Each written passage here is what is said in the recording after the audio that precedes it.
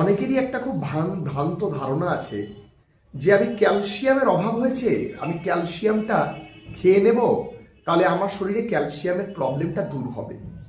কিন্তু আদৌ তা নয়। প্রোটিনের সঙ্গে, খাদ্য উপাদান প্রোটিনের সঙ্গে আমাদের ক্যালসিয়ামের একটা অঙ্গাঙ্গিক সম্পর্ক রয়েছে। প্রোটিন হচ্ছে ফ্রেম, আর ক্যালসিয়াম হচ্ছে সেই ফ্রেমের মধ্যে এক একটা সূক্ষ্ম সূক্ষ্ম মানে বলা যেতে পারে সিঁড়ি। তো মনে রাখবেন, প্রোটিন যদি আপনি পর্যাপ্ত পরিমাণে না খান আর যদি ক্যালসিয়াম খেয়ে যাচ্ছেন, সেই ক্যালসিয়াম কিছু হবে না। আমাদের যে অন্ত্র রয়েছে, সেই অন্ত্রে গিয়ে সেই ক্যালসিয়াম শোষণের পরিমাণ বাড়ায় হচ্ছে প্রোটিন।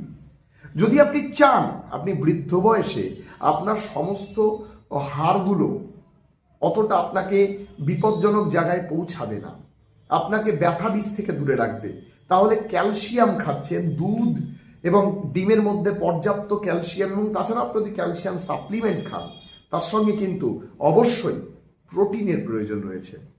পর্যাপ্ত পরিমাণ প্রোটিন যদি শরীরে যায়, তাহলে আমাদের শরীর বেশি পরিমাণে ক্যালসিয়াম নেয়। আমাদের বডি যত বিল্ড হবে, ক্যালসিয়াম তত প্রয়োজন আছে। মানে হাড়ের সবচেয়ে গুরুত্বপূর্ণ উপাদান ক্যালসিয়াম ঠিকই, কিন্তু সেই ক্যালসিয়ামের গঠনটা ডিপেন্ড করে আপনি কত পরিমাণে প্রোটিন খাচ্ছেন। আপনি প্রোটিন কম খাচ্ছেন, শুধু ক্যালসিয়াম ট্যাবলেট খাচ্ছেন, আদৌ কিন্তু লাভ হবে না। ফলে প্রোটিনের সঙ্গে ক্যালসিয়াম ট্যাবলেটের সম্পর্ক কিন্তু প্রায় একবারে ঘনিষ্ঠ।